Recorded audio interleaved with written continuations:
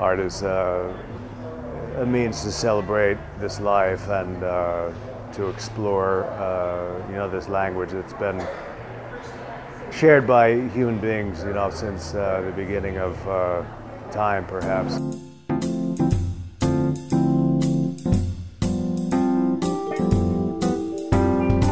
I guess art to me is really an opportunity to celebrate life at its core, And in fact, that was part of the reason I was so excited to be involved in this event, is the title is something that I've been talking about in my artist statement, for so many years, that art is a means to celebrate this life and to explore, this language that's been shared by human beings, since the beginning of time, perhaps. It's probably the oldest language that we have.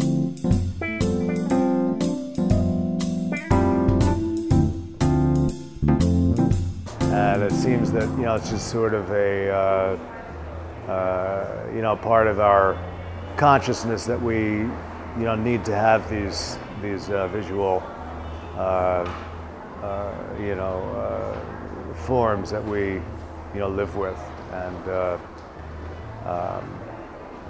And in a lot of ways, I almost think that art is like you're encapsulating, all of your energies and your experience and everything, and it's somehow kind of contained in this artwork. And then, the people that are living with it are going to kind of somehow, breathe that or, receive that energy over time.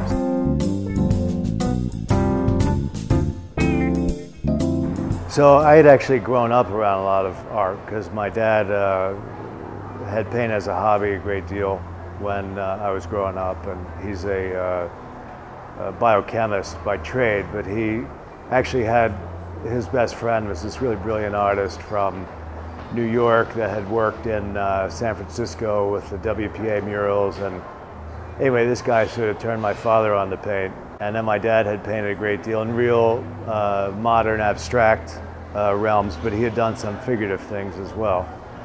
And then I was about 15, and my folks had given me this Leonardo da Vinci coffee table book.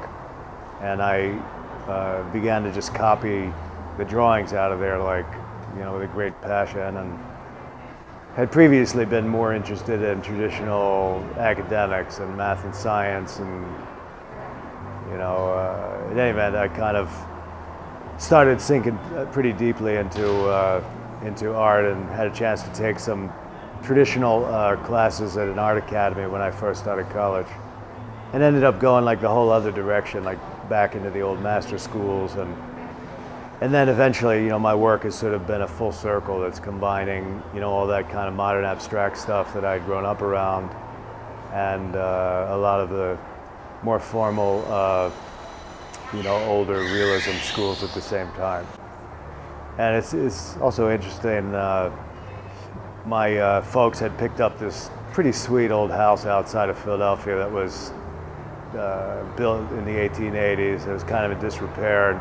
They ended up fixing this place up, and I think it must have been like a convent or something, because it had this stained glass in a lot of rooms, and actually had this, in the stairwell had this sort of bas-relief in cement of a woman like standing under a tree. And here I find myself like 40, 50 years later doing these paintings that are on acrylic, so they have this sort of stained glass quality, and I do a lot of single female dancers. So it's kind of like those things that you might have seen as a kid that, somehow plant seeds in your mind, and, you end up devoting your life to it somehow.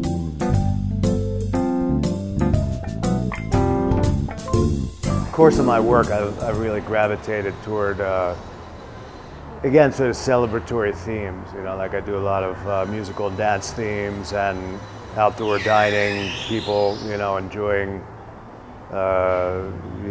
time together, sitting under the stars or in sunlight settings. And I guess the dance themes are almost, pretty challenging to capture, because you're trying to capture the movement, and so that's got like a pretty sweet aspect. And then I've also had a chance to paint in a lot of cities around the States and overseas, and that's always been a nice thing to try to capture, you know, to paint like well-known places, but to sort of do them in a unique style.